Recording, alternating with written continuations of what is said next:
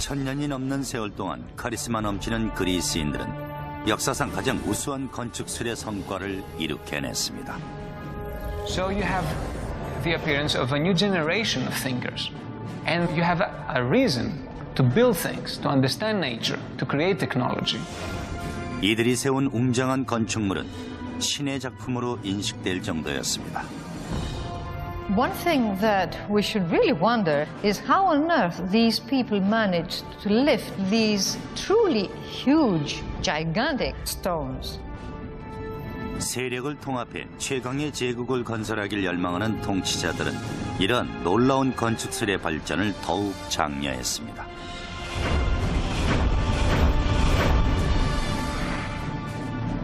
하지만 세련미와 독창성으로 가득한 그들의 문화는 내부에서 발생한 갈등으로 인해 퇴색하고 맙니다.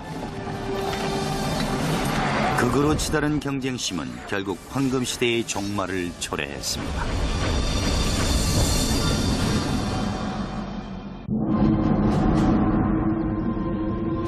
기원전 480년 9월, 좁은 해협을 두고 그리스 본토와 떨어져 있는 살라미스 섬에 아침이 밝았습니다. 고요한 바다에는 곧 있을 전쟁의 기운이 전혀 느껴지지 않습니다. 하지만 하루가 채 가기 전 지중해는 피로 붉게 물들게 됩니다. 그리스의 미래가 위험에 처해 있습니다. 여러 섬들로 이루어진 독립적인 도시국가인 그리스를 향해 세계 최강의 제국 페르시아가 다가오고 있었습니다. Persia was the world superpower of its day. Enormously wealthy, enormously self-confident. The greatest multi-ethnic, multicultural empire the world had seen. 페르시아의 대규모 원정대가 진격을 앞두고 있습니다.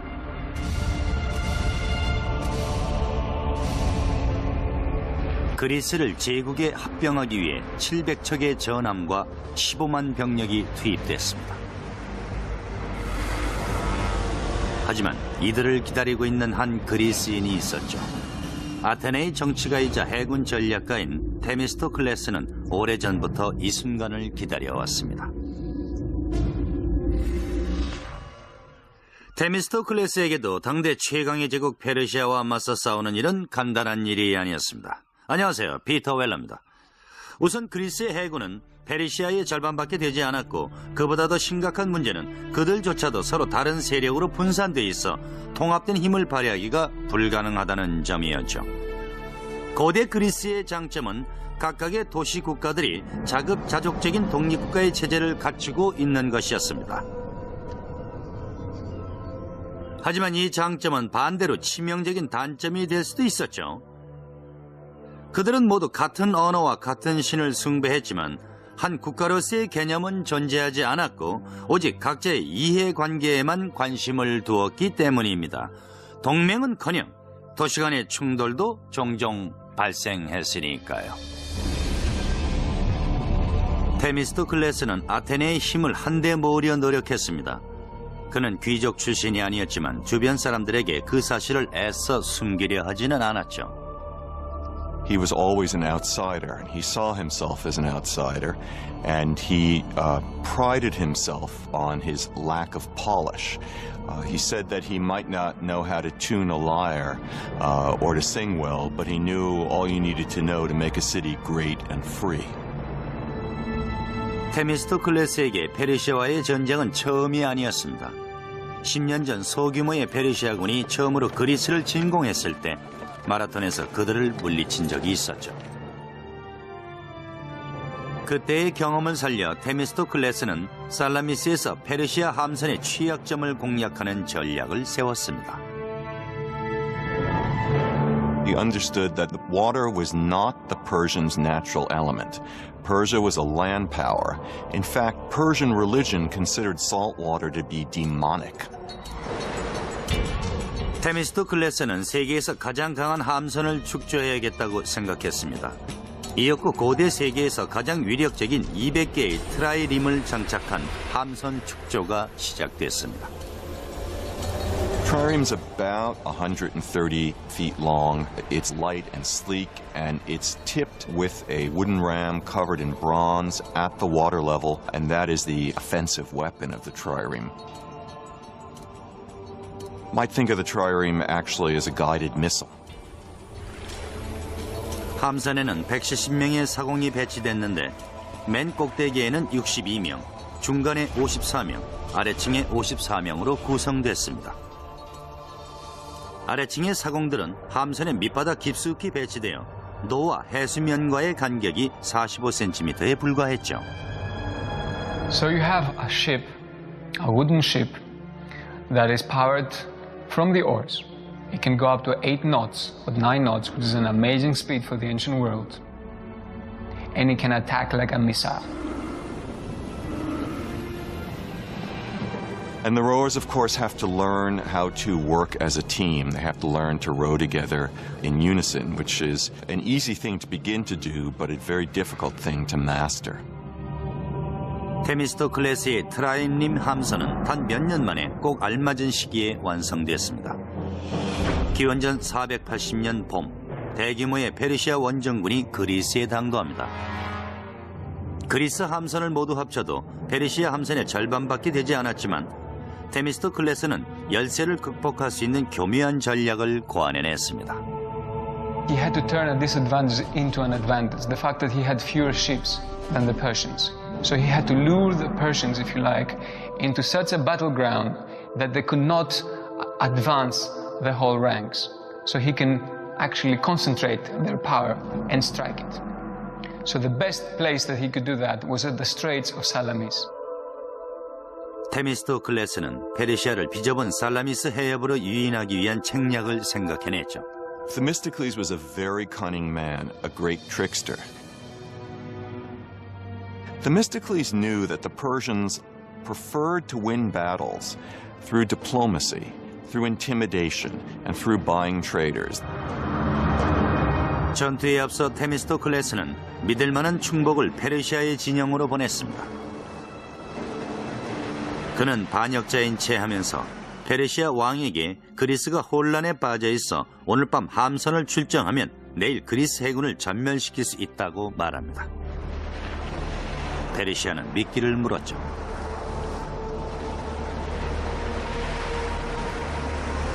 And so at dawn, the Persians discovered to their shock that the Greek fleet, instead of being about to flee, was getting into battle formation, and that they, the Persians, would have to fight.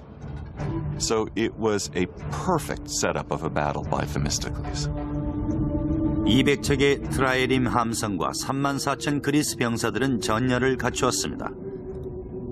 좁은 해협에서 페르시아 대군이 움직일 공간은 없었습니다. 테미스토 클래스가 놓은 덫에 완벽히 걸려든 거죠.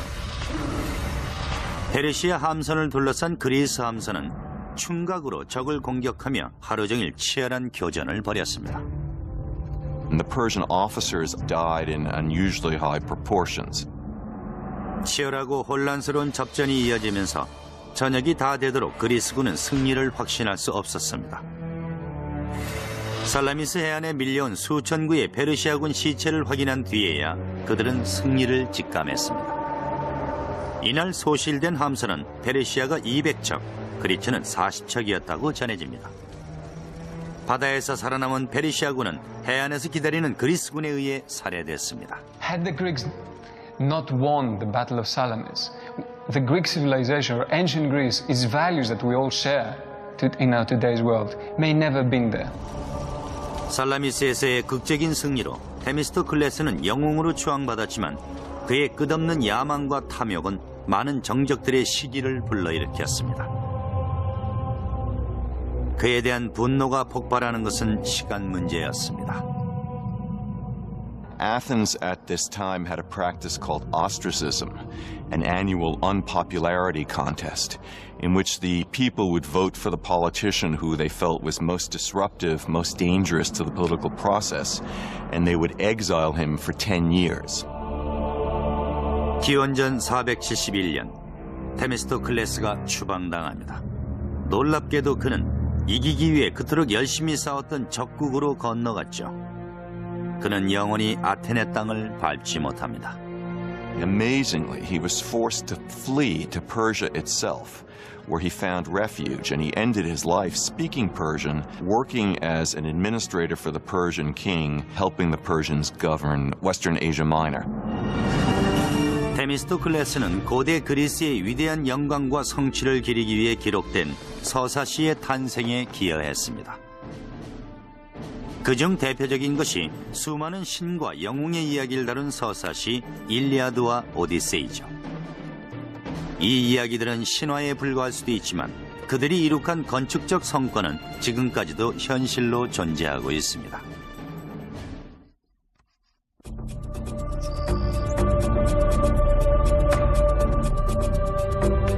기원전 1300년경 초기 형태의 그리스어를 사용하는 민족이 그리스 본토에 살고 있었습니다.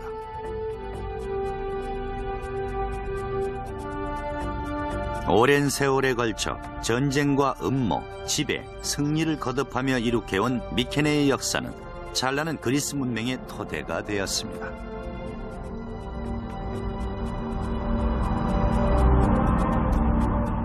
이들의 수도인 미케네는 1500년에 걸쳐 지어진 거대한 성체로 둘러싸여 있었습니다.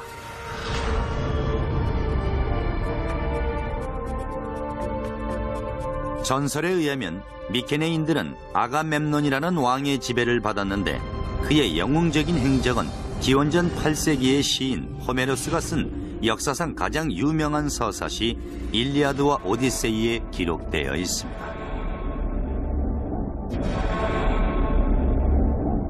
So the Iliad was something like the Bible for ancient Greeks. It contained a moral story. It told you how you should live. It described gods, it described religion, but also described people. It described situations. It gave ideals that you should look upon. 일리아드와 오디세이에는 세계적으로 유명한 몇 가지 이야기가 실려 있습니다. 파리스의 헬렌의 납치, 트로이를 10년간 포위한 아가멤논, 그리고 트로이의 습격을 위해 그리스인들이 사용했던 거대한 목마 이야기들이 그것이죠.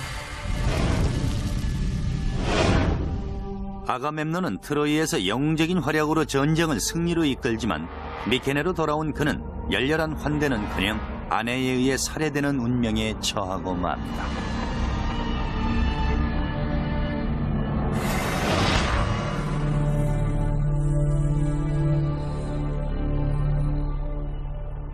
수세기에 걸쳐 학자들은 호메로스의 일리아드와 오디세이가 실제 역사를 기술한 것인지 단순한 전설 혹은 완전한 허구인지를 놓고 논쟁해왔습니다.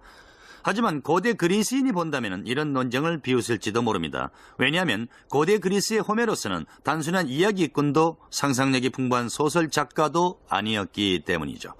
호메로스는 명백한 역사가였고 그의 기록은 아이들에게 자장가 대신 들려주는 옛날 이야기가 아닌 실제로 일어났던 사실을 적은 것입니다.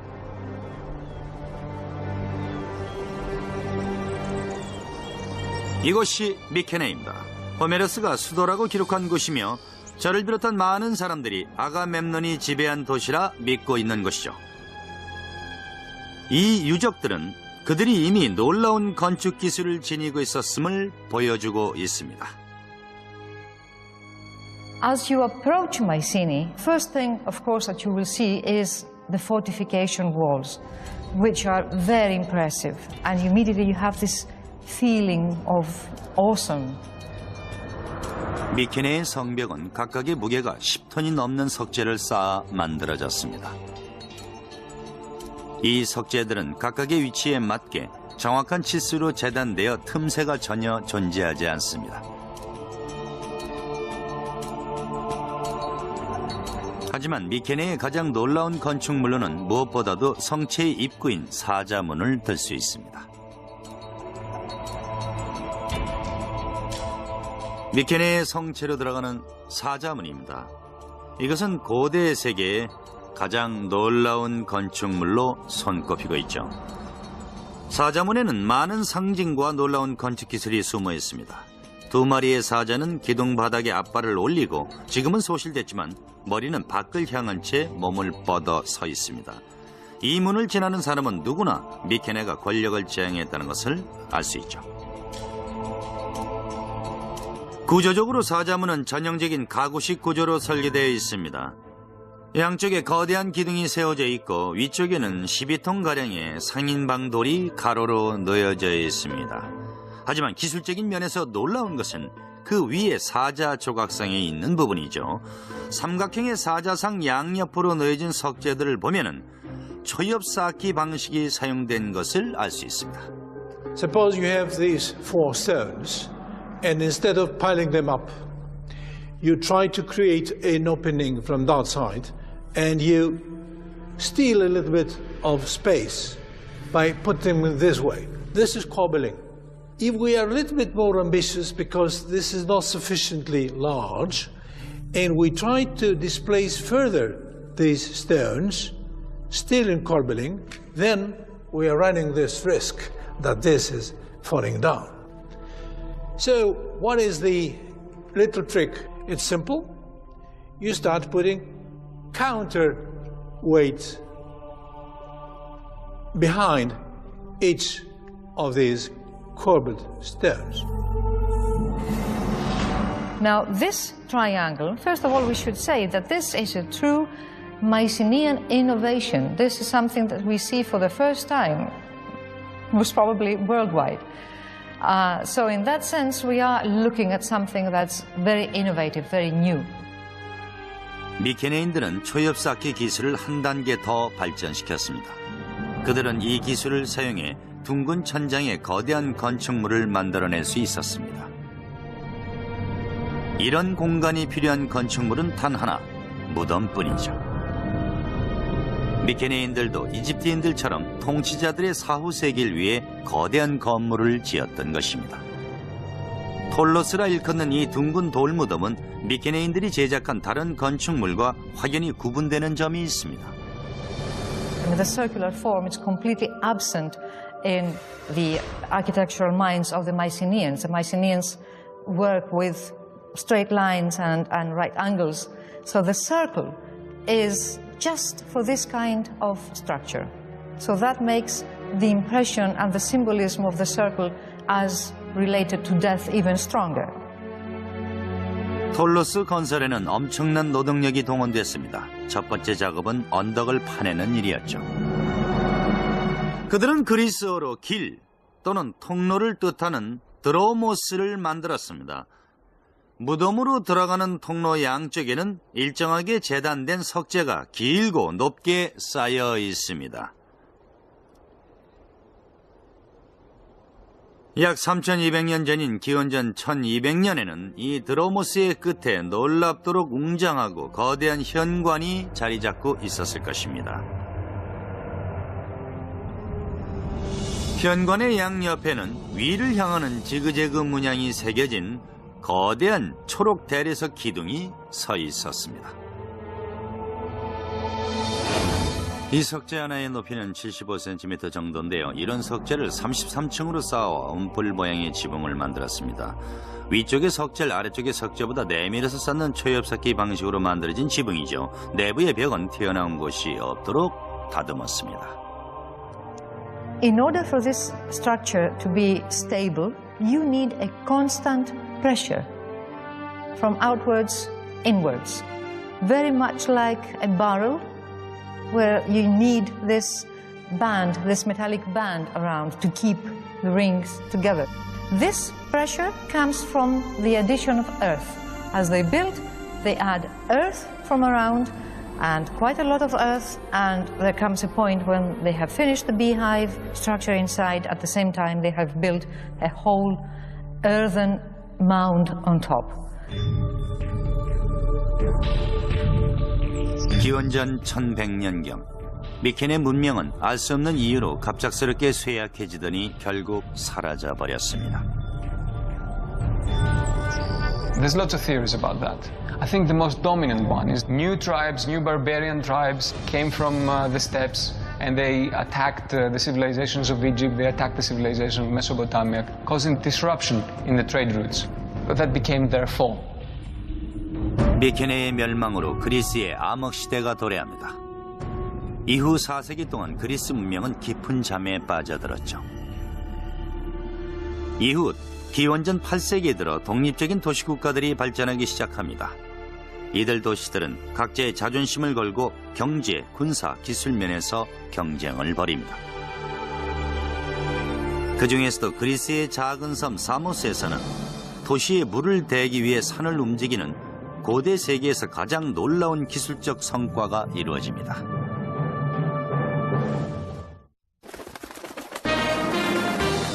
당신이 찾는 행복의 파랑새는 뉴욕 생명 안에 있습니다. 162년 동안 지켜온 신뢰와 가치, 행복한 미래와 키스하세요. 뉴욕 생명.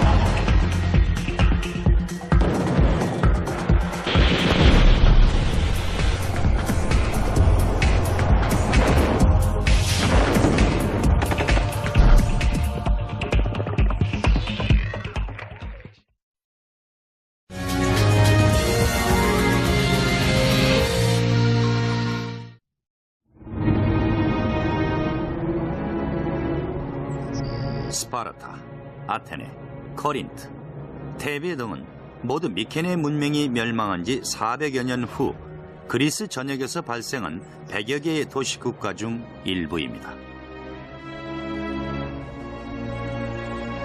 그리스에 민주주의가 출현하기 전 고대 그리스 대부분의 도시국가들은 참주라고 하는 통치자의 지배를 받았습니다. 기원전 540년경 에게해 동부의 섬 도시 사모스는 참주 폴리크라테스가 지배하고 있었습니다.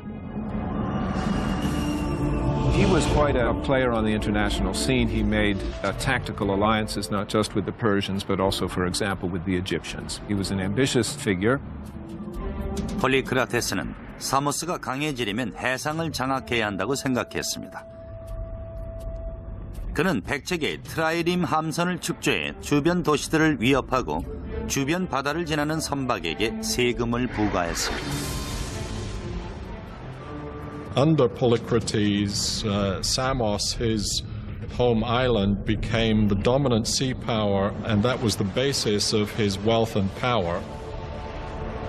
폴리크라테스는 도시 주변에 방벽을 세우고 건조한 지중해 지역의 많은 도시국가들의 공통적인 문제인 식순환을 해결하기 위해 골몰했습니다. Samos was a very, very important and powerful city. They were needing a lot of water and they were short of water. 가까이에 여러 개의 샘물이 있었지만 270m 높이의 카스트로 산에 가로막혀 있었습니다. 폴리크라테스와 건축가들은 이 샘물을 끌어올 수 있는 방법을 연구했죠. 산 주위를 지나는 수로는 불가능했습니다. You could construct a water supply system around the mountain, but the first thing a besieging enemy would do to cut off that water line, and there you are with your wonderful fortification, with your wonderful new walls, and you're drying out. 상식을 뛰어넘는 획기적인 방법이 필요했습니다. 폴리크라테스는 건축가 에오팔리노스에게 자문을 구했죠. 에오팔리노스는 카스토로산을 관통하는 터널을 해결책으로 제시했습니다. 오랜 기간이 소요되는 거대한 공사였죠. The time needed for such tunneling should be enormous. Therefore, the decision was taken to drive tunnels from both sides. This is a mathematical and a technical problem. 마치 영국 해협의 해저 터널처럼 에우팔리노스는 양쪽에서 터널을 파기 시작해 중간에 만나는 방식을 채택했습니다. 계획이 성공하려면 산 양쪽의 터널 공사가 정확히 같은 높이의 지점에서 시작해야 했습니다. 또한 가운데서 만나는 지점이 정확히 일치하지 않으면 양쪽의 터널이 서로를 지나쳐 버릴 수도 있었죠. 정교한 측량 장비가 없던 당시로선 극도로 까다로운 작업이었습니다. 한 학설에 의하면 에우팔리노스는 샘에서부터 산을 지나 도시까지의 거리를 걸음걸이로 측정해 양쪽 입구가 이루는 삼각형의 길이를 알 수 있었다고 합니다. 삼각형의 두 변의 길이로 실제로 터널이 뚫어질 빗변의 길이를 계산할 수 있었습니다. 더구나 한 개가 아닌 두 개의 터널이 뚫어질 계획이라 공사의 규모는 실로 엄청난 것이었죠. 가로 세로 각각 1.8m로 건설되는 첫 번째 터널은 바로 아래쪽에 뚫어질 두 번째 터널을 위한 작업 공간으로 사용될 것이었고, 실제 수로는 두 번째 터널에 건설될 계획이었습니다. 작업용 터널이 직선으로 뚫어지는 반면 수로용 터널은 아래쪽으로 약간 기울어져 설계됐습니다. 수로에 완만한 경사를 두어 물이 도시로 흘러내려가게 하려는 목적이었죠. 어두운 산속에서의 작업은 목숨이 위태로울 정도로 위험했습니다. Once they were in the mountains, the difficulties must have been paramount because rock may be moving in unpredictable ways. Water may all of a sudden splash up and cause havoc. This was probably a constant danger. Apart from that, it was dark and needed to be illuminated, and you needed to constantly know where you are in order to keep your line straight. 약간의 조정만으로 두 팀의 노동자들은 애초에 에우팔리노스가 계획했던 중간 지점에서 만났습니다. 양쪽에서 파고 들어온 터널의 차이는 60cm였는데 이것은 1km가 넘는 전체 터널의 길이를 감안하면 매우 작은 숫자에 불과한 것이었죠. 이 놀라운 건축술의 승리로 폴리크라테스는 권력을 더욱 공고히 할 수도 있었습니다. 하지만 그의 정치적 운명은 그리 순탄치 못했죠. The Persian governor on the coast of Asia Minor decided that that degree of autonomy that Polycrates enjoyed was unsuitable to the development of Persian power, and he was arrested and brutally tortured and crucified. 기원전 800년에서 500년 사이에 고대 그리스 도시 국가들은 폴리크라테스 같은 참주들의 통치를 받았습니다. 당시까진 이처럼 소수가 다수 위에 군림하는 체제만이 유일한 통치 방법이었지만 곧 변화의 바람이 일어납니다. 세계 역사의 흐름을 바꿔놓은 주인공은 바로 도시국가 아테네였죠. 그 가운데는 비전을 가진 지도자 페리클레스가 있었습니다. 그는 아테네의 아크로폴리스 언덕에 자신의 이름을 영원히 드높여줄 위대한 신전을 건설합니다. 그리스 최고의 건축물로 추앙받는 파르테논 신전이죠.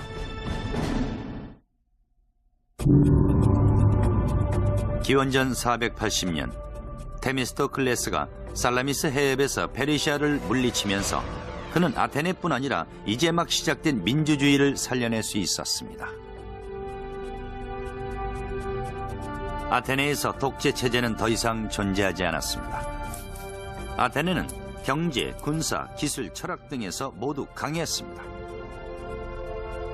이 같은 아테네의 황금 시대를 주도한 한 정치가가 있었죠.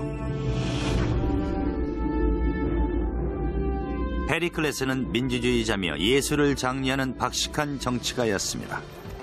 하지만 그는 아테네의 세력을 확장하는 데에는 협박, 매수, 폭력 등 수단을 가리지 않았습니다. Pericles came from one of the old aristocratic families of Athens, so he came from the kind of family background in which a career of political and military leadership was expected. 페리클레스는 외교와 국방을 관할하는 10명의 스트라테고스 중 한 명으로 선출되면서 세력을 얻기 시작합니다. 천부적인 정치 수완과 웅변술로 페리클레스는 곧 아테네의 영향력 있는 정치가로 부상했죠. Pericles was the typical political animal, if you like. This guy was a politician. He was able to speak and convince. He was completely dedicated to what he did. 페리클레스는 기원전 461년 아테네의 지도자가 됩니다. 데미스토 클레스가 축조한 트라임 림 함선 덕분에 아테네는 지중해 동부의 해상 강국의 자리에 올랐죠. 살라미스에서 페르시아군을 격파했지만 재침입의 위협은 언제나 존재했습니다. 기원전 478년 아테네는 에게의 도시 국가들과 오늘날의 북대서양 조약기구와 같은 델로스 동맹을 체결합니다.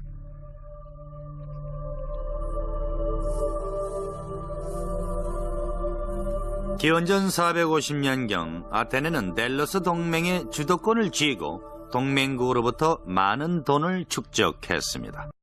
당시 아테네에서 가장 큰 세력을 쥐고 있던 페리클레스는 이 돈으로 도시의 위상에 걸맞는 거대한 건물을 지어야겠다고 생각을 했죠. 신화에 의하면 바다의 신인 포세이돈과 지혜의 여신 아테나가 이곳 아크로폴리스에서 아테네의 수호신이 되기 위해 서로 경쟁을 했다고 합니다. 포세이돈은 삼지창으로 땅을 찍어 샘물이 솟게 했습니다. 아테나는 그곳에 올리브 나무를 심었고 아테네인들은 양식뿐 아니라 상업적으로도 가치가 있는 올리브 나무를 택했습니다. 아테나는 아테네의 수호신으로 선택이 됐죠. 수세기에 걸쳐 아테나의 신전이 여러 개 건설됐지만 대부분 소실된 상태입니다. 하지만 페리클레스가 건설한 파르테논 신전만은 남아서 그리스의 눈부신 건축 기술을 증명해주고 있습니다.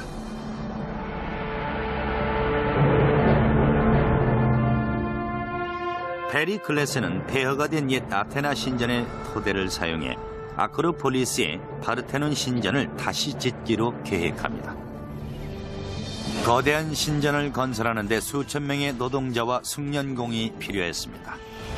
건설 비용도 엄청나서 그리스 최대 규모인 3천만 드라크마, 오늘날의 가치로 수십억 달러가 소요됐습니다. That's an amazing amount. But keep in mind that was a huge state enterprise. 대규모 건설 계획은 기원전 447년부터 시행됐습니다. 신전은 풋볼 경기장의 3분의 2 길이로 전체적인 규모는 길이가 70m, 폭이 30m에 이릅니다. 첫 번째 과제는 16km 떨어진 채석장에서 대리석을 떼어내는 작업이었습니다. 필요한 석재의 무게는 자그마치 3만 톤에 육박했습니다. 노동자들은 바위에 갈라진 틈을 이용해 거대한 돌덩어리들을 산에서 떼어냈습니다. The first step is to locate these cracks and calculate if this piece of marble is sufficient for my specific purpose. The second step is to put within these cracks both horizontal cracks and vertical cracks, wedges, iron wedges. Why? Because an enormous energy was given by hammering all these wedges simultaneously so that the brittleness of the material makes further cracking. 거대한 석재가 준비되면 노동자들은 지렛대와 밧줄 그리고 도르래를 이용해 석재를 아크로폴리스로 옮겼습니다. 이 과정에서 사고도 빈번했죠. There was an enormous risk that this big block would slide further on, killing people underneath. 하지만 채석장에서 대리석을 떼어내 운반하는 과정은 파르테논 건설 작업의 시작에 불과했습니다. 세계 최고의 신전을 건설하기 위해서는 10톤이나 되는 거대한 대리석을 들어올릴 방법을 고안해내야 했습니다.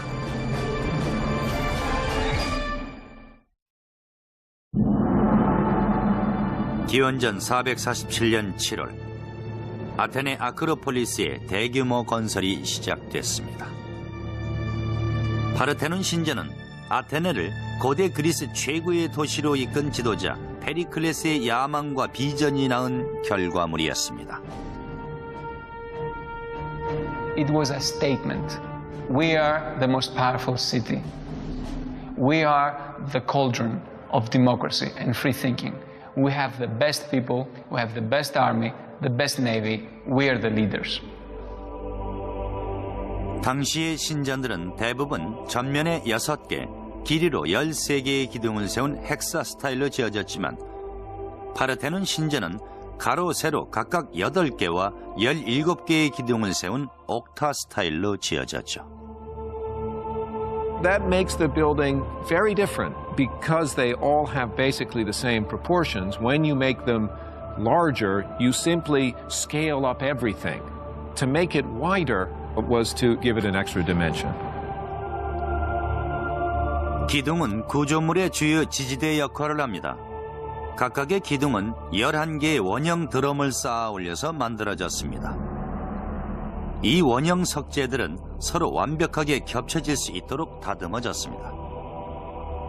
각 드럼의 상부는 4개의 동심원으로 나뉘었는데 이 4개의 원형은 다음에 올려질 드럼과 잘 들어맞도록 부드럽게 다듬거나 거칠게 만들었습니다.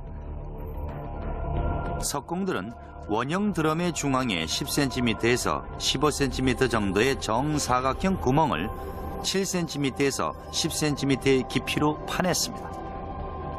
그리고 목수들은 그 안에 들어갈 나무 조각을 구멍에 넣어 각각의 원형 드럼이 일렬로 세워질 수 있도록 만들었습니다.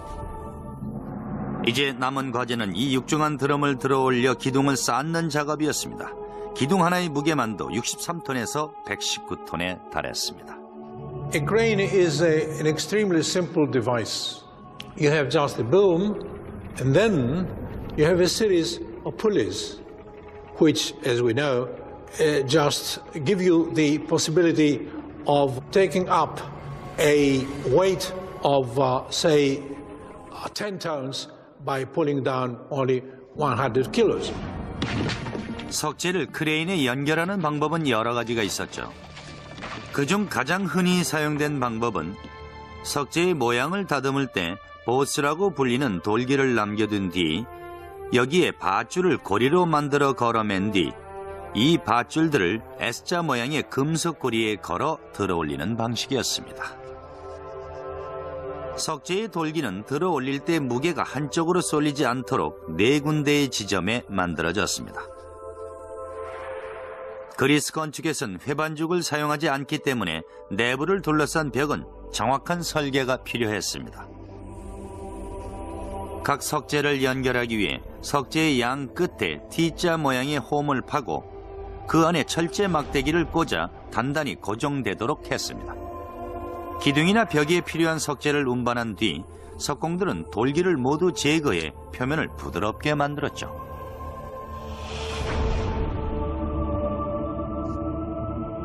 파르테논 신전엔 직선이 없다는 말이 있죠. 파르테논 신전은 착시 현상을 불러일으키는 많은 요소들이 숨어 있다는 뜻입니다. 이런 현상은 계단에서부터 기둥과 바닥 그리고 지붕에 이르기까지 계속됩니다.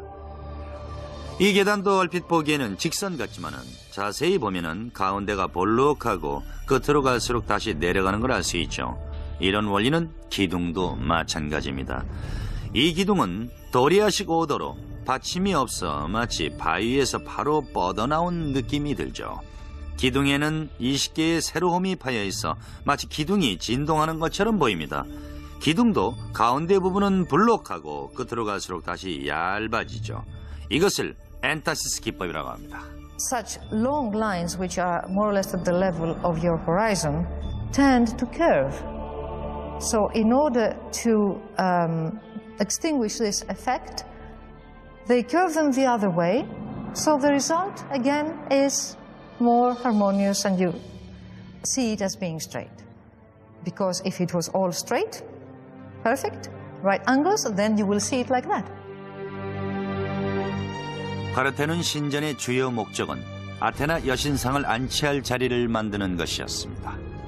Parthenon was an extremely expensive building, but the statue inside of it was almost equal in cost to the building itself, if not even more expensive. Athena's statue was about 10, 11 meters high. That means 30 to 35 feet or so. And it was of the materials gold and ivory. 수백 명의 조각가들은 마치 살아 움직이는 듯한 최고 수준의 조각들을 창조해냈습니다. 그 중에서도 가장 유명한 조각은 신전 내부를 두르고 있는 프리즈 장식입니다.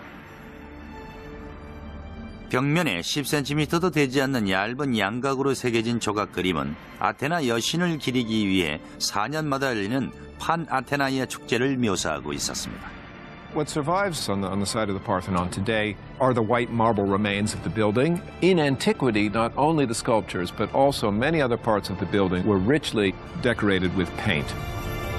하지만 모든 아테네 시민이 신전을 기뻐하지는 않았습니다. 일부에선 신전을 페리클레스의 개인적 기념물이라며 눈엣 가시로 생각했죠. Now many Athenians hated the Parthenon and the temples. They thought it was disgusting. They thought it was terrible. Plato didn't like it at all. For many Athenians, when they saw in their holiest of holies, if you like, those new buildings coming up, buildings that had incorporated novelties, buildings that were making a break from the past. 아테네인들의 불만은 파르테논 신전에 그치지 않았습니다. 페리클레스의 세력이 점차 커지면서 그의 정적들은 음모를 꾸미기 시작했죠. 얼마 후 그들은 페리클레스의 측근을 공격합니다. 첫 번째 대상은 그리스 최고의 헤타이라이며 지성과 미모를 겸비한 여성 아스파시아였죠. 그녀는 페리클레스의 정부였습니다.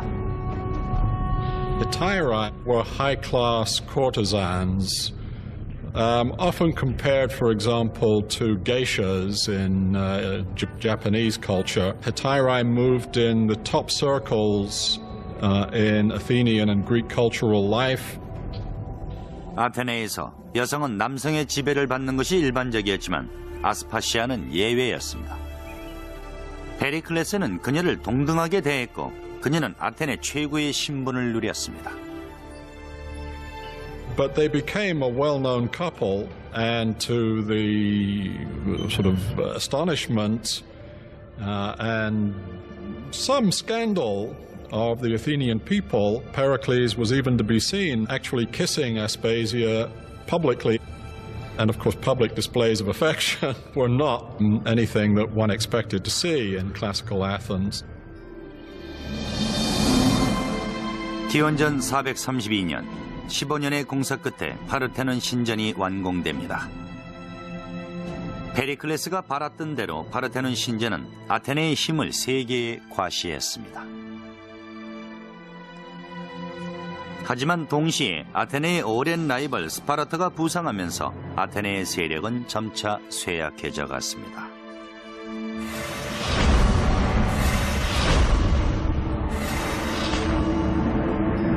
Once Athens had established this great alliance system, or as some people put it, this Athenian empire, and arguably that's what it became, the Spartans began more and more to look askance, as it were, at the Athenians, and eventually, by the 430s, to feel threatened by the Athenians.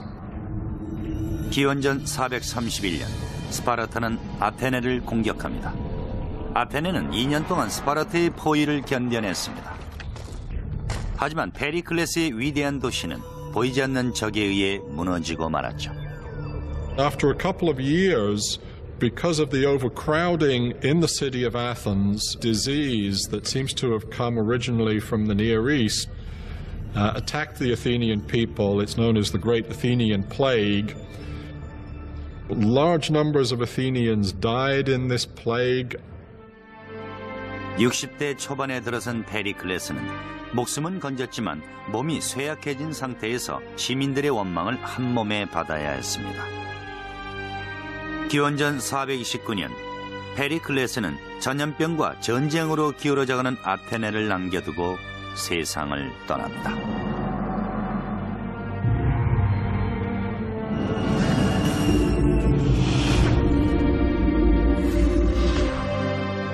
펠로폰네소스 전쟁으로 알려진 아테네와 스파르타 간의 치열한 접전은 이후에도 25년간 계속됐고 기원전 404년 아테네는 결국 무너지고 맙니다. 펠로폰네소스 전쟁을 끝으로 아테네의 전성기는 끝을 맺었습니다. 하지만 그들의 눈부신 문화와 기술은 아직까지도 세계를 놀라게 하고 있죠. 그런데 그들의 문화를 세계에 전파한 사람은 놀랍게도 아테네인들이 아니었습니다. 이 두 남자의 이름은 이후 정복과 헬레니즘의 동의어로 사용이 됩니다. 오늘날의 서구 문명은 이들이 전파한 그리스 문화를 토대로 이루어진 것이죠. 그들은 바로 마케도니아의 필리포스 2세와 그의 아들입니다. 특히 그의 아들은 줄리어스 시저에서 나폴레옹과 조지 패턴에 이르기까지 수많은 장군과 황제들이 닮고 싶어했던 그런 인물이죠. 그가 바로 아리스토텔레스의 제자이며 스스로를 신이라고 칭했던 알렉산더 대왕입니다. 지금까지 피터 웰러였습니다.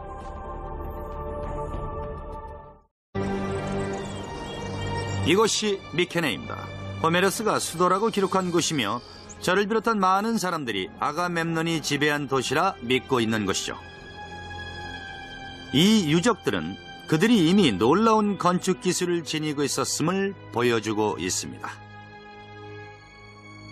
As you approach Mycenae, first thing, of course, that you will see is the fortification walls, which are very impressive. And immediately you have this feeling of awesome. 미케네의 성벽은 각각의 무게가 10톤이 넘는 석재를 쌓아 만들어졌습니다.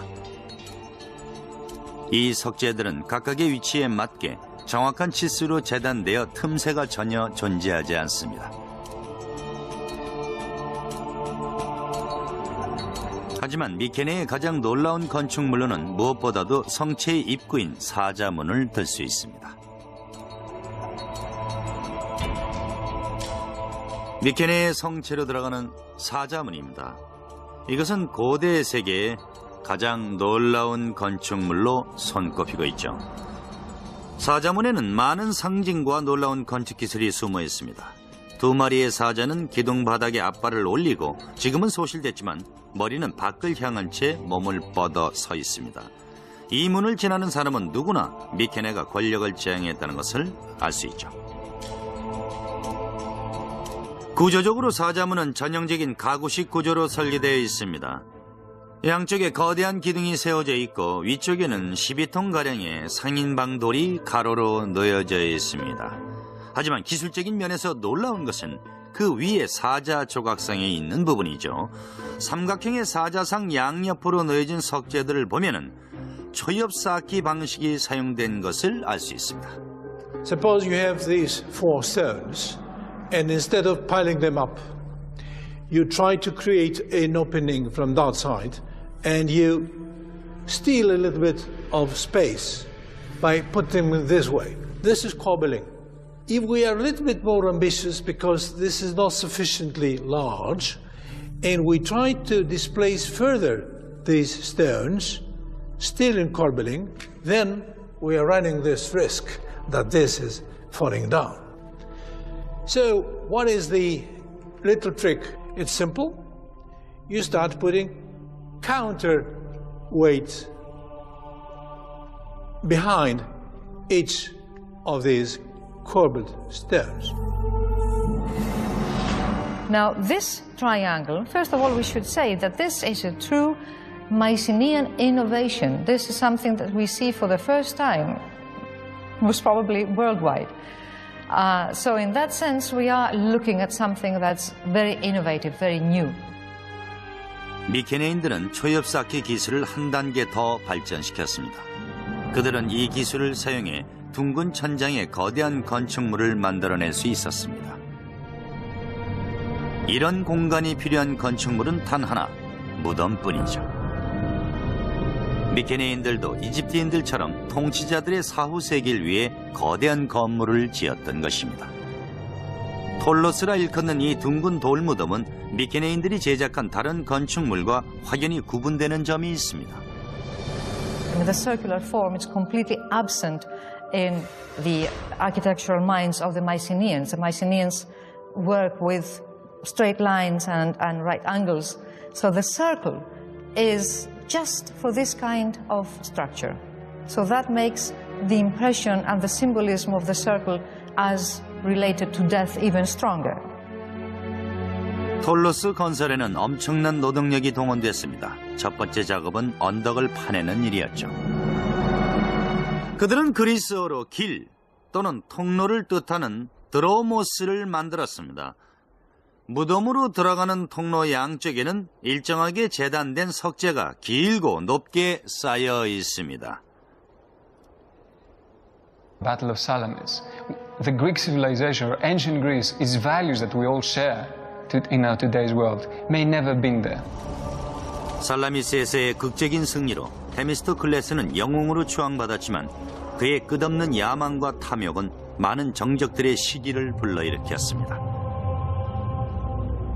그에 대한 분노가 폭발하는 것은 시간 문제였습니다.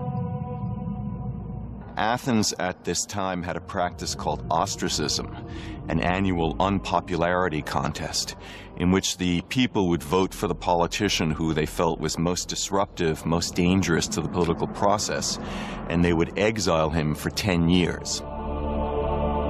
기원전 471년, 테미스토클레스가 추방당합니다. 놀랍게도 그는 이기기 위해 그토록 열심히 싸웠던 적국으로 건너갔죠. 그는 영원히 아테네 땅을 밟지 못합니다. Amazingly, he was forced to flee to Persia itself, where he found refuge, and he ended his life speaking Persian, working as an administrator for the Persian king, helping the Persians govern Western Asia Minor. 테미스토클레스는 고대 그리스의 위대한 영광과 성취를 기리기 위해 기록된 서사시의 탄생에 기여했습니다. 그중 대표적인 것이 수많은 신과 영웅의 이야기를 다룬 서사시 일리아드와 오디세이죠. 이 이야기들은 신화에 불과할 수도 있지만 그들이 이룩한 건축적 성과는 지금까지도 현실로 존재하고 있습니다.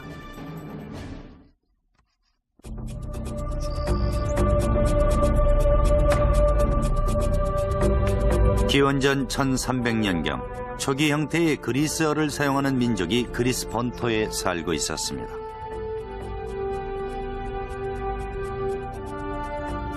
오랜 세월에 걸쳐 전쟁과 음모, 지배, 승리를 거듭하며 이룩해온 미케네의 역사는 찬란한 그리스 문명의 토대가 되었습니다.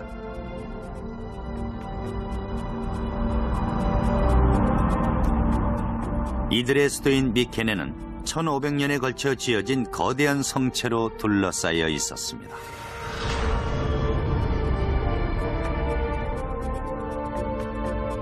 전설에 의하면 미케네인들은 아가멤논이라는 왕의 지배를 받았는데 그의 영웅적인 행적은 기원전 8세기의 시인 호메로스가 쓴 역사상 가장 유명한 서사시 일리아드와 오디세이에 기록되어 있습니다. So the Iliad was something like the Bible for ancient Greeks. It contained a moral story. It told you how you should live. It described gods, it described religion, but also described people. It described situations. It gave ideals that you should look upon. 일리아드와 오디세이에는 세계적으로 유명한 몇 가지 이야기가 실려 있습니다. 파리스의 헬렌의 납치, 트로이를 10년간 포위한 아가멤논, 그리고 트로이의 습격을 위해 그리스인들이 사용했던 거대한 목마 이야기들이 그것이죠. 아가멤논은 트로이에서 영웅적인 활약으로 전쟁을 승리로 이끌지만 미케네로 돌아온 그는 열렬한 환대는커녕 아내에 의해 살해되는 운명에 처하고 맙니다.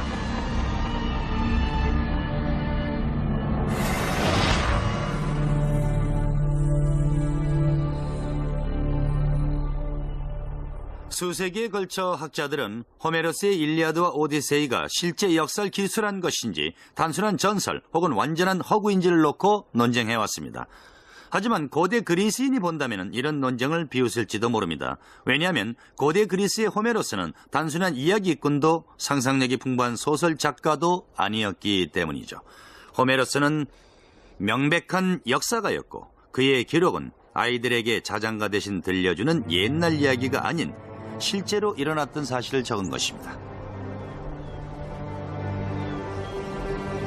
1000년이 넘는 세월 동안 카리스마 넘치는 그리스인들은 역사상 가장 우수한 건축술의 성과를 이룩해냈습니다. So you have the appearance of a new generation of thinkers. And you have a reason to build things, to understand nature, to create technology. 이들이 세운 웅장한 건축물은 신의 작품으로 인식될 정도였습니다. One thing that we should really wonder is how on earth these people managed to lift these truly huge, gigantic stones. 세력을 통합해 최강의 제국을 건설하길 열망하는 통치자들은 이러한 놀라운 건축술의 발전을 더욱 장려했습니다.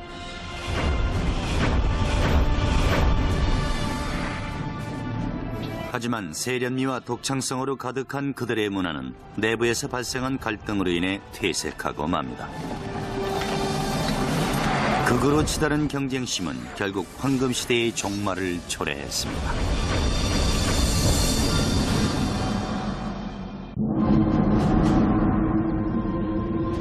기원전 480년 9월 좁은 해협을 두고 그리스 본토와 떨어져 있는 살라미스 섬에 아침이 밝았습니다.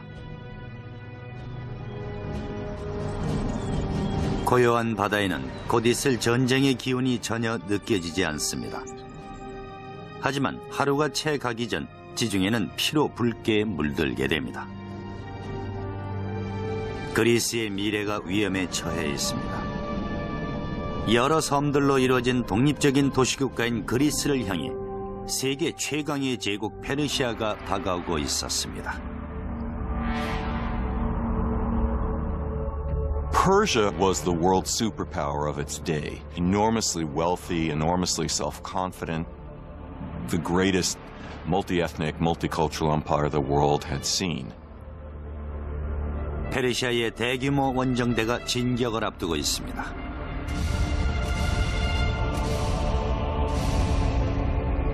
그리스를 제국에 합병하기 위해 700척의 전함과 15만 병력이 투입됐습니다.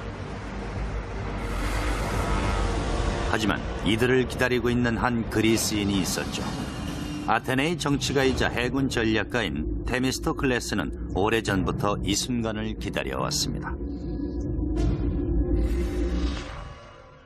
테미스토클레스에게도 당대 최강의 제국 페르시아와 맞서 싸우는 일은 간단한 일이 아니었습니다. 안녕하세요, 피터 웰러입니다. 우선 그리스의 해군은 페르시아의 절반밖에 되지 않았고 그보다 더 심각한 문제는 그들조차도 서로 다른 세력으로 분산돼 있어 통합된 힘을 발휘하기가 불가능하다는 점이었죠. 고대 그리스의 장점은 각각의 도시 국가들이 자급자족적인 독립국가의 체제를 갖추고 있는 것이었습니다. 하지만 이 장점은 반대로 치명적인 단점이 될 수도 있었죠. 그들은 모두 같은 언어와 같은 신을 숭배했지만 한 국가로서의 개념은 존재하지 않았고 오직 각자의 이해관계에만 관심을 두었기 때문입니다. 동맹은커녕 도시 간의 충돌도 종종 발생했으니까요. 테미스토클레스는 아테네의 힘을 한데 모으려 노력했습니다. 그는 귀족 출신이 아니었지만 주변 사람들에게 그 사실을 애써 숨기려 하지는 않았죠. He was always an outsider, and he saw himself as an outsider, and he prided himself on his lack of polish. He said that he might not know how to tune a lyre or to sing well, but he knew all you needed to know to make a city great and free. 테미스토클레스에게 페르시아와의 전쟁은 처음이 아니었습니다. 10년 전 소규모의 페르시아군이 처음으로 그리스를 침공했을 때 마라톤에서 그들을 물리친 적이 있었죠. 그때의 경험을 살려 테미스토클레스는 살라미스에서 페르시아 함선의 취약점을 공략하는 전략을 세웠습니다. He understood that the water was not the Persians' natural element. Persia was a land power. In fact, Persian religion considered salt water to be demonic. 테미스토클레스는 세계에서 가장 강한 함선을 축조해야겠다고 생각했습니다. 이었고 고대 세계에서 가장 위력적인 200개의 트라이림을 장착한 함선 축조가 시작됐습니다.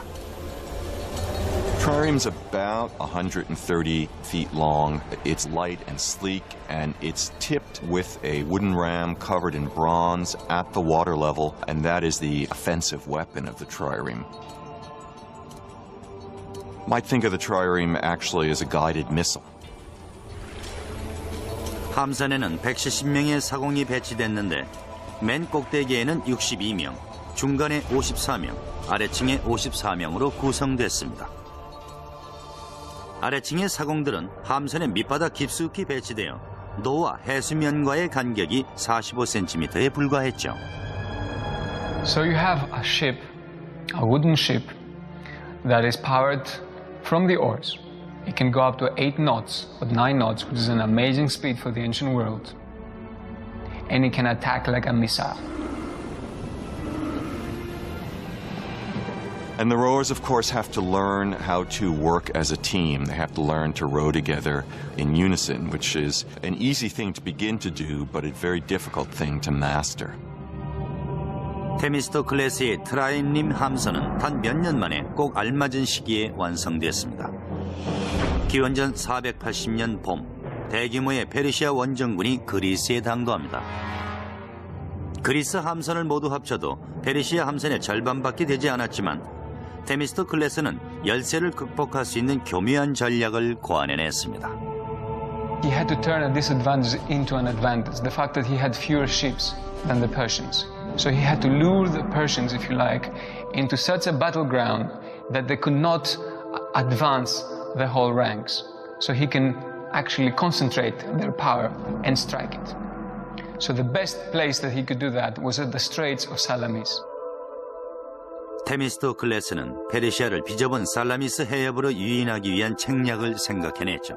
Themistocles was a very cunning man, a great trickster. Themistocles knew that the Persians preferred to win battles through diplomacy, through intimidation, and through buying traders. 전투에 앞서 테미스토클레스는 믿을 만한 충복을 페르시아의 진영으로 보냈습니다. 그는 반역자인 채 하면서 페르시아 왕에게 그리스가 혼란에 빠져 있어 오늘 밤 함선을 출정하면 내일 그리스 해군을 전멸시킬 수 있다고 말합니다. 페르시아는 미끼를 물었죠.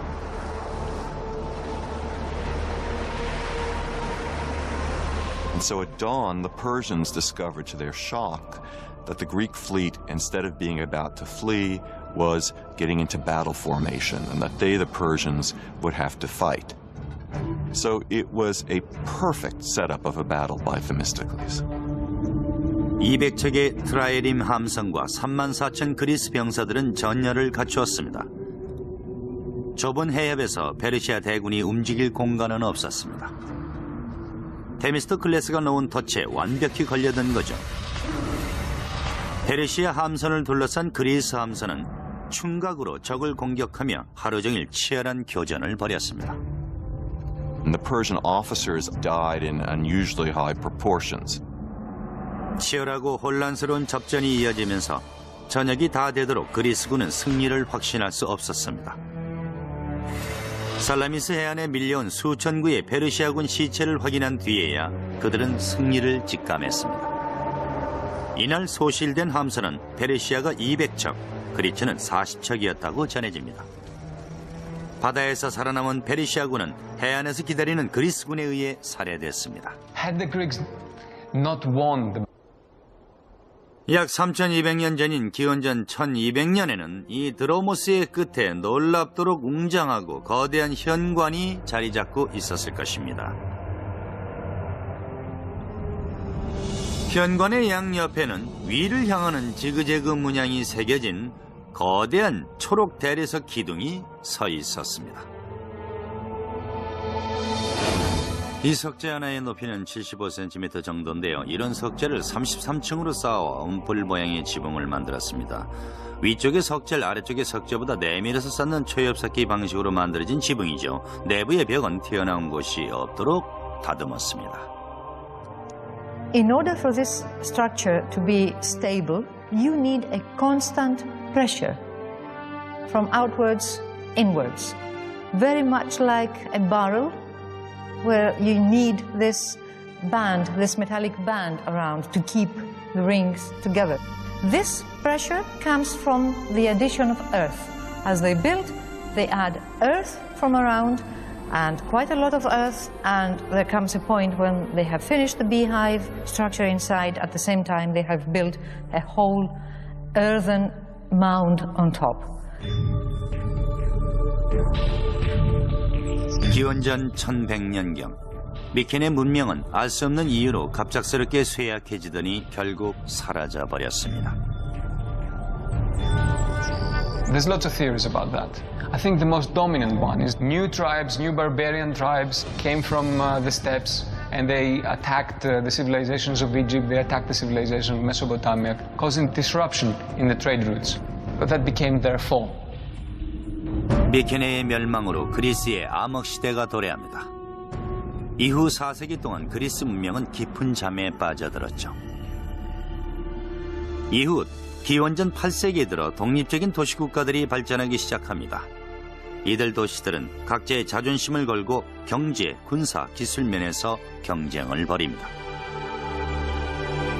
그 중에서도 그리스의 작은 섬 사모스에서는 도시에 물을 대기 위해 산을 움직이는 고대 세계에서 가장 놀라운 기술적 성과가 이루어집니다.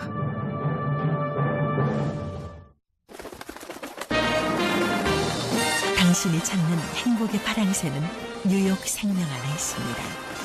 162년 동안 지켜온 신뢰와 가치, 행복한 미래와 키스하세요.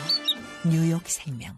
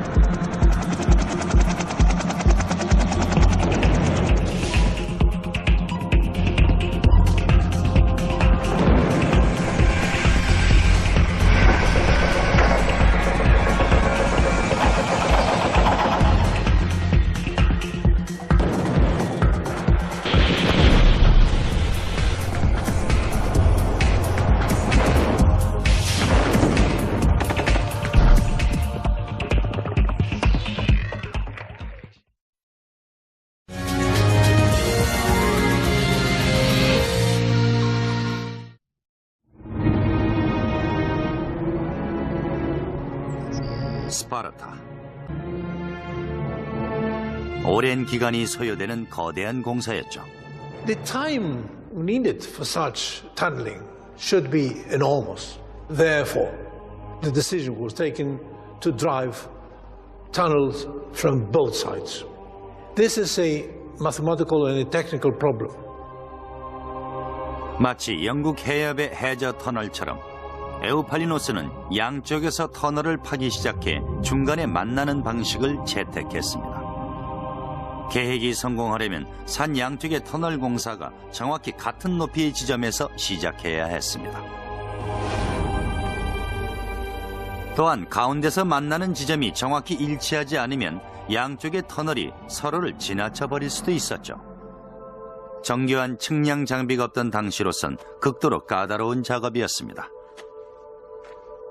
한 학설에 의하면 에우팔리노스는 샘에서부터 산을 지나 도시까지의 거리를 걸음걸이로 측정해 양쪽 입구가 이루는 삼각형의 길이를 알 수 있었다고 합니다. 삼각형의 두 변의 길이로 실제로 터널이 뚫어질 빗변의 길이를 계산할 수 있었습니다. 더구나 한 개가 아닌 두 개의 터널이 뚫어질 계획이라 공사의 규모는 실로 엄청난 것이었죠.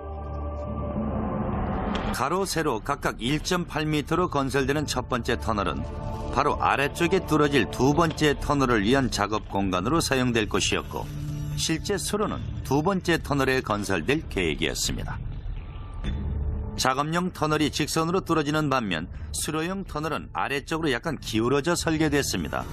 수로에 완만한 경사를 두어 물이 도시로 흘러내려가게 하려는 목적이었죠. 어두운 산속에서의 작업은 목숨이 위태로울 정도로 위험했습니다. Once they were in the mountains, the difficulties must have been paramount because rock may be moving in unpredictable ways. Water may all of a sudden splash up and cause havoc. This was probably a constant danger. Apart from that, it was dark and needed to be illuminated, and you needed to constantly know where you are in order to keep your line straight. 약간의 조정만으로 두 팀의 노동자들은 애초에 에우팔리노스가 계획했던 중간 지점에서 만났습니다. 양쪽에서 파고 들어온 터널의 차이는 60cm였는데 이것은 1km가 넘는 전체 터널의 길이를 감안하면 매우 작은 숫자에 불과한 것이었죠. 이 놀라운 건축술의 승리로 폴리크라테스는 권력을 더욱 공고히 할 수도 있었습니다. 하지만 그의 정치적 운명은 그리 순탄치 못했죠. The Persian governor on the coast of Asia Minor decided that that degree of autonomy that Polycrates enjoyed was unsuitable to the development of Persian power, and he was arrested and brutally tortured and crucified. 기원전 800년에서 500년 사이에 고대 그리스 도시 국가들은 폴리크라테스 같은 참주들의 통치를 받았습니다. 당시까진 이처럼 소수가 다수 위에 군림하는 체제만이 유일한 통치 방법이었지만 곧 변화의 바람이 일어납니다. 세계 역사의 흐름을 바꿔놓은 주인공은 바로 도시국가 아테네였죠. 그 가운데는 비전을 가진 지도자 페리클레스가 있었습니다. 그는 아테네의 아크로폴리스 언덕에 자신의 이름을 영원히 드높여줄 위대한 신전을 건설합니다.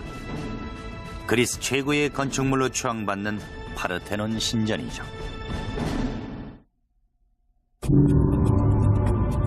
기원전 480년 테미스토클레스가 살라미스 해협에서 페르시아를 물리치면서 그는 아테네뿐 아니라 이제 막 시작된 민주주의를 살려낼 수 있었습니다. 아테네에서 독재 체제는 더 이상 존재하지 않았습니다. 아테네는 경제, 군사, 기술, 철학 등에서 모두 강했습니다. 이 같은 아테네의 황금 시대를 주도한 한 정치가가 있었죠.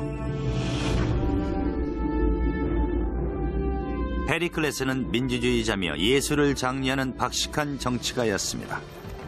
하지만 그는 아테네의 세력을 확장하는 데에는 협박, 매수, 폭력 등 수단을 가리지 않았습니다. Pericles came from one of the old aristocratic families of Athens, so he came from the kind of family background in which a career of political and military leadership was expected. 페리클레스는 외교와 국방을 관할하는 10명의 스트라테고스 중 한 명으로 선출되면서 세력을 얻기 시작합니다. 천부적인 정치 수완과 웅변술로 페리클레스는 곧 아테네의 영향력 있는 정치가로 부상했죠. Pericles was the typical political animal, if you like. This guy was a politician. He was able to speak and convince. He was completely dedicated to what he did. 페리클레스는 기원전 461년 아테네의 지도자가 됩니다.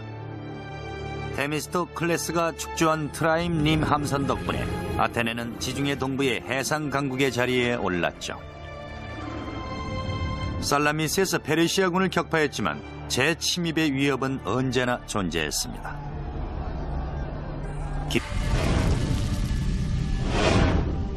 아가멤논은 트로이에서 영웅적인 활약으로 전쟁을 승리로 이끌지만 미케네로 돌아온 그는 열렬한 환대는커녕 아내에 의해 살해되는 운명에 처하고 맙니다.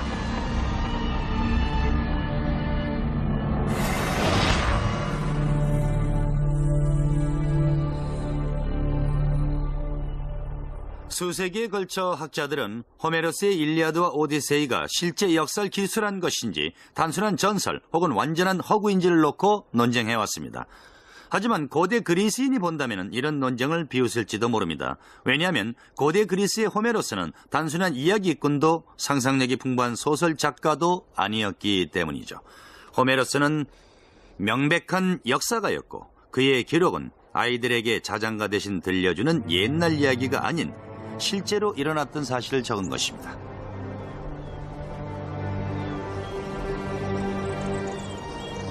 이곳이 미케네입니다. 호메로스가 수도라고 기록한 곳이며 저를 비롯한 많은 사람들이 아가멤논이 지배한 도시라 믿고 있는 것이죠. 이 유적들은 그들이 이미 놀라운 건축 기술을 지니고 있었음을 보여주고 있습니다. As you approach Mycenae, first thing, of course, that you will see is the fortification walls, which are very impressive. And immediately you have this feeling of awesome. 미케네의 성벽은 각각의 무게가 10톤이 넘는 석재를 쌓아 만들어졌습니다. 이 석재들은 각각의 위치에 맞게 정확한 치수로 재단되어 틈새가 전혀 존재하지 않습니다. 하지만 미케네의 가장 놀라운 건축물로는 무엇보다도 성체의 입구인 사자문을 들 수 있습니다. 미케네의 성체로 들어가는 사자문입니다. 이것은 고대 세계의 가장 놀라운 건축물로 손꼽히고 있죠. 사자문에는 많은 상징과 놀라운 건축 기술이 숨어 있습니다. 두 마리의 사자는 기둥 바닥에 앞발을 올리고 지금은 소실됐지만 머리는 밖을 향한 채 몸을 뻗어 서 있습니다. 이 문을 지나는 사람은 누구나 미케네가 권력을 지향했다는 것을 알 수 있죠. 구조적으로 사자문은 전형적인 가구식 구조로 설계되어 있습니다. 양쪽에 거대한 기둥이 세워져 있고 위쪽에는 12톤가량의 상인방 돌이 가로로 놓여져 있습니다. 하지만 기술적인 면에서 놀라운 것은 그 위에 사자 조각상에 있는 부분이죠. 삼각형의 사자상 양옆으로 놓여진 석재들을 보면은 초엽 쌓기 방식이 사용된 것을 알 수 있습니다. Suppose you have these four stones, and instead of piling them up, you try to create an opening from that side, and you steal a little bit of space by putting them this way. This is cobbling. If we are a little bit more ambitious because this is not sufficiently large, and we try to displace further these stones, still in cobbling, then we are running this risk that this is falling down. So what is the little trick? It's simple. You start putting counterweight behind each of these corbelled stones. Now, this triangle, first of all, we should say that this is a true Mycenaean innovation. This is something that we see for the first time, most probably worldwide. So in that sense, we are looking at something that's very innovative, very new.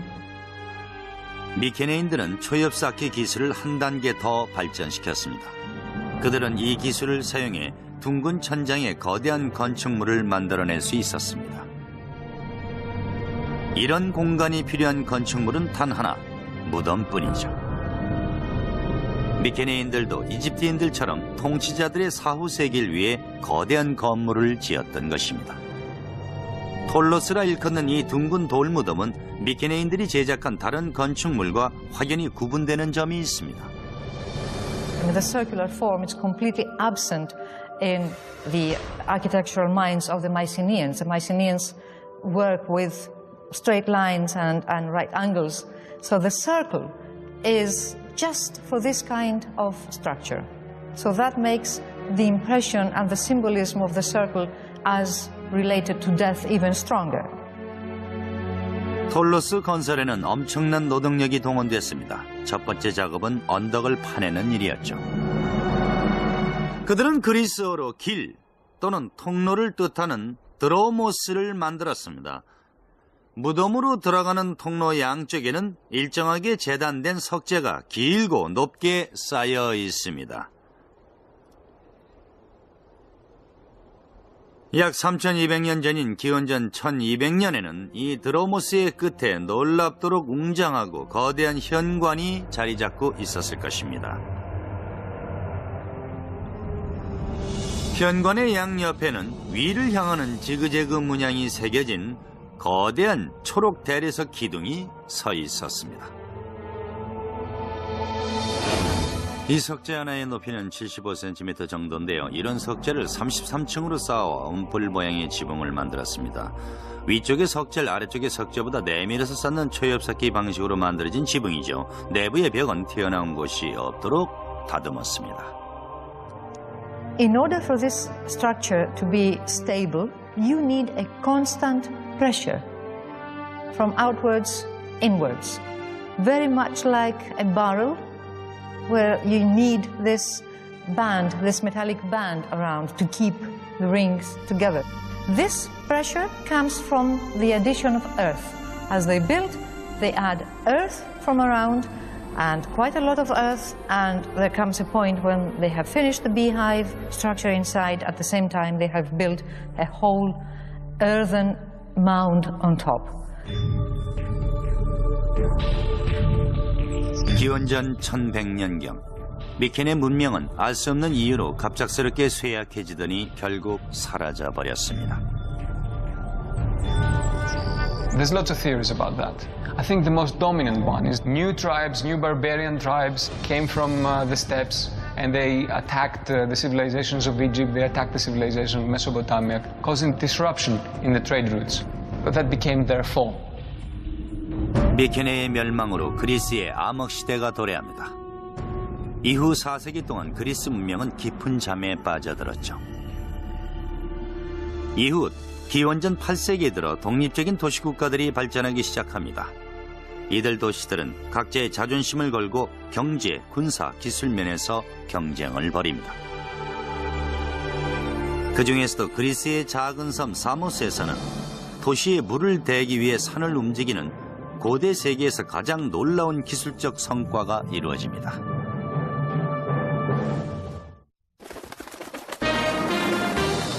당신이 찾는 행복의 파랑새는 뉴욕 생명 안에 있습니다.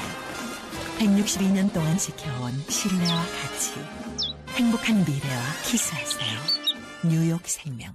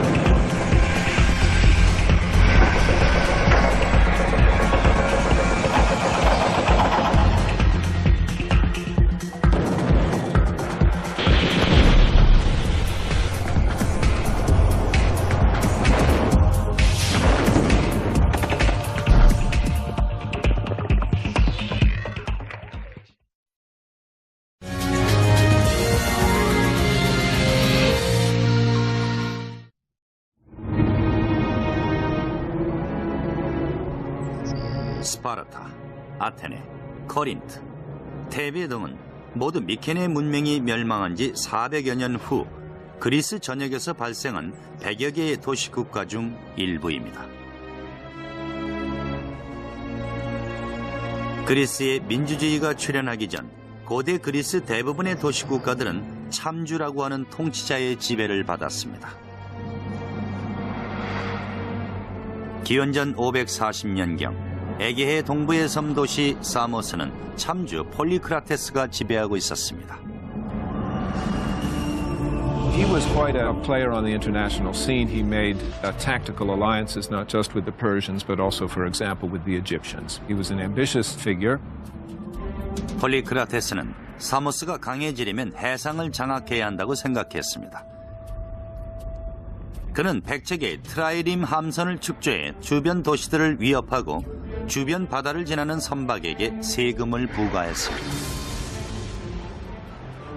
Under Polycrates, Samos, his home island, became the dominant sea power, and that was the basis of his wealth and power.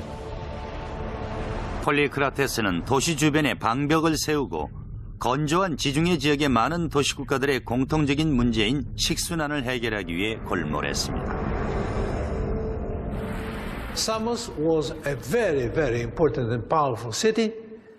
They were needing a lot of water and they were short of water.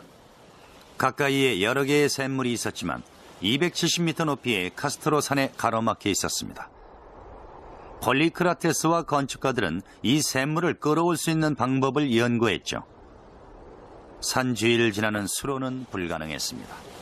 You could construct a water supply system around the mountain, but the first thing a besieging enemy would do to cut off that water line, and there you are with your wonderful fortification, with your wonderful new walls, and you're drying out. 상식을 뛰어넘는 획기적인 방법이 필요했습니다. 폴리크라테스는 건축가 에우팔리노스에게 자문을 구했죠. 에우팔리노스는 카스토로산을 관통하는 터널을 해결책으로 제시했습니다. 80년 봄, 대규모의 페르시아 원정군이 그리스에 당도합니다. 그리스 함선을 모두 합쳐도 페르시아 함선의 절반밖에 되지 않았지만 테미스토클레스는 열세를 극복할 수 있는 교묘한 전략을 고안해냈습니다. He had to turn a disadvantage into an advantage. The fact that he had fewer ships than the Persians. So he had to lure the Persians, if you like, into such a battleground that they could not advance the whole ranks. So he can actually concentrate their power and strike it. So the best place that he could do that was at the Straits of Salamis. 테미스토클레스는 페르시아를 비좁은 살라미스 해협으로 유인하기 위한 책략을 생각해냈죠. Themistocles was a very cunning man, a great trickster. Themistocles knew that the Persians preferred to win battles through diplomacy, through intimidation, and through buying traders. 전투에 앞서 테미스토클레스는 믿을 만한 충복을 페르시아의 진영으로 보냈습니다. 그는 반역자인 채 하면서 페르시아 왕에게 그리스가 혼란에 빠져 있어 오늘 밤 함선을 출정하면 내일 그리스 해군을 전멸시킬 수 있다고 말합니다. 페르시아는 미끼를 물었죠.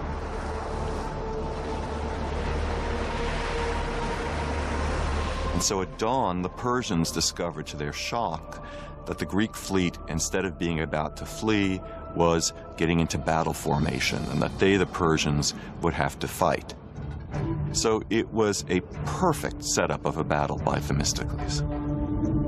200척의 트라이림 함선과 34,000 그리스 병사들은 전열을 갖추었습니다.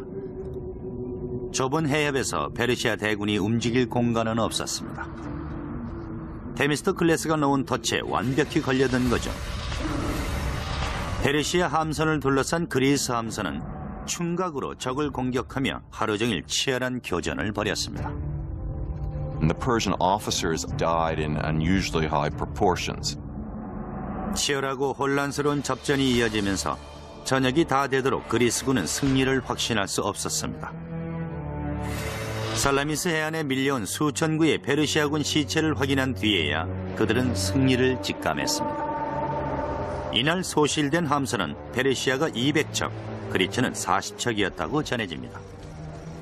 바다에서 살아남은 페르시아군은 해안에서 기다리는 그리스군에 의해 살해됐습니다. Had the Greeks not won the Battle of Salamis, the Greek civilization or ancient Greece, its values that we all share in our today's world, may never been there.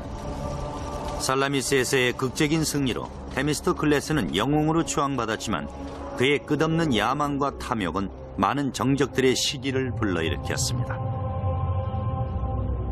그에 대한 분노가 폭발하는 것은 시간 문제였습니다. Athens at this time had a practice called ostracism, an annual unpopularity contest in which the people would vote for the politician who they felt was most disruptive, most dangerous to the political process, and they would exile him for 10 years. 기원전 471년, 데미스토클레스가 추방당합니다. 놀랍게도 그는 이기기 위해 그토록 열심히 싸웠던 적국으로 건너갔죠. 그는 영원히 아테네 땅을 밟지 못합니다. Amazingly, he was forced to flee to Persia itself, where he found refuge, and he ended his life speaking Persian, working as an administrator for the Persian king, helping the Persians govern Western Asia Minor. 데미스토클레스는 고대 그리스의 위대한 영광과 성취를 기리기 위해 기록된 서사시의 탄생에 기여했습니다. 그중 대표적인 것이 수많은 신과 영웅의 이야기를 다룬 서사시 일리아드와 오디세이죠. 이 이야기들은 신화에 불과할 수도 있지만 그들이 이룩한 건축적 성과는 지금까지도 현실로 존재하고 있습니다.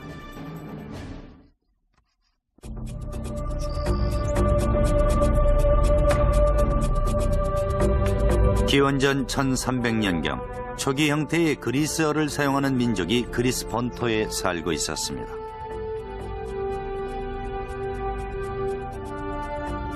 오랜 세월에 걸쳐 전쟁과 음모, 지배, 승리를 거듭하며 이룩해온 미케네의 역사는 찬란한 그리스 문명의 토대가 되었습니다.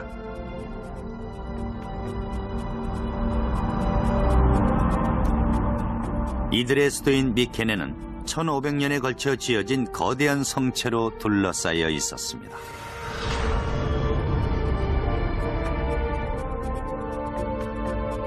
전설에 의하면 미케네인들은 아가멤논이라는 왕의 지배를 받았는데 그의 영웅적인 행적은 기원전 8세기의 시인 호메로스가 쓴 역사상 가장 유명한 서사시 일리아드와 오디세이에 기록되어 있습니다. So the Iliad was something like the Bible for ancient Greeks. It contained a moral story. It told you how you should live. It described gods, it described religion, but also described people. It described situations. It gave ideals that you should look upon. 일리아드와 오디세이에는 세계적으로 유명한 몇 가지 이야기가 실려 있습니다. 파리스의 헬렌의 납치, 트로이를 10년간 포위한 아가멤논, 그리고 트로이의 습격을 위해 그리스인들이 사용했던 거대한 목마 이야기들이 그것이죠. 1000년이 넘는 세월 동안 카리스마 넘치는 그리스인들은 역사상 가장 우수한 건축술의 성과를 이룩해냈습니다. So you have the appearance of a new generation of thinkers, and you have a reason to build things, to understand nature, to create technology. 이들이 세운 웅장한 건축물은 신의 작품으로 인식될 정도였습니다. One thing that we should really wonder is how on earth these people managed to lift these truly huge, gigantic stones. 세력을 통합해 최강의 제국을 건설하길 열망하는 통치자들은 이러한 놀라운 건축술의 발전을 더욱 장려했습니다.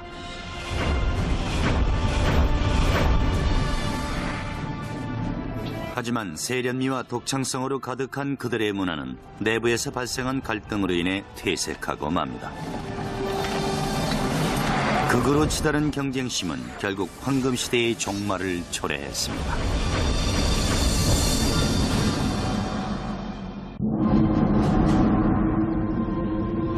기원전 480년 9월, 좁은 해협을 두고 그리스 본토와 떨어져 있는 살라미스 섬에 아침이 밝았습니다. 고요한 바다에는 곧 있을 전쟁의 기운이 전혀 느껴지지 않습니다. 하지만 하루가 채 가기 전 지중해는 피로 붉게 물들게 됩니다. 그리스의 미래가 위험에 처해 있습니다. 여러 섬들로 이루어진 독립적인 도시국가인 그리스를 향해 세계 최강의 제국 페르시아가 다가오고 있었습니다. Persia was the world superpower of its day. Enormously wealthy, enormously self-confident, the greatest multi-ethnic, multicultural empire the world had seen. 페르시아의 대규모 원정대가 진격을 앞두고 있습니다.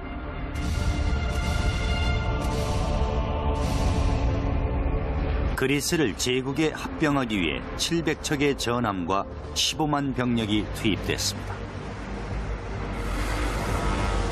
하지만 이들을 기다리고 있는 한 그리스인이 있었죠. 아테네의 정치가이자 해군 전략가인 테미스토클레스는 오래전부터 이 순간을 기다려왔습니다.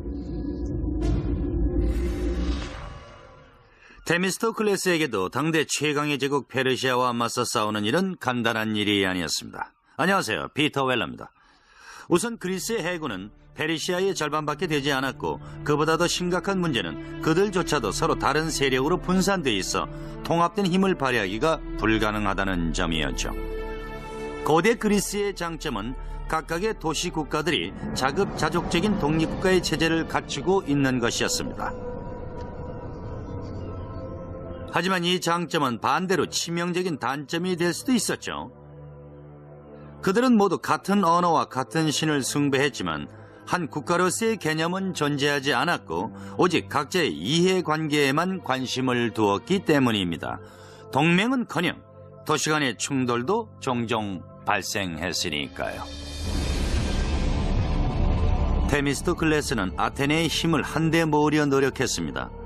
그는 귀족 출신이 아니었지만 주변 사람들에게 그 사실을 애써 숨기려 하지는 않았죠. He was always an outsider, and he saw himself as an outsider, and he prided himself on his lack of polish. He said that he might not know how to tune a lyre or to sing well, but he knew all you needed to know to make a city great and free. 테미스토클레스에게 페르시아와의 전쟁은 처음이 아니었습니다. 10년 전 소규모의 페르시아군이 처음으로 그리스를 침공했을 때 마라톤에서 그들을 물리친 적이 있었죠. 그때의 경험을 살려 테미스토클레스는 살라미스에서 페르시아 함선의 취약점을 공략하는 전략을 세웠습니다.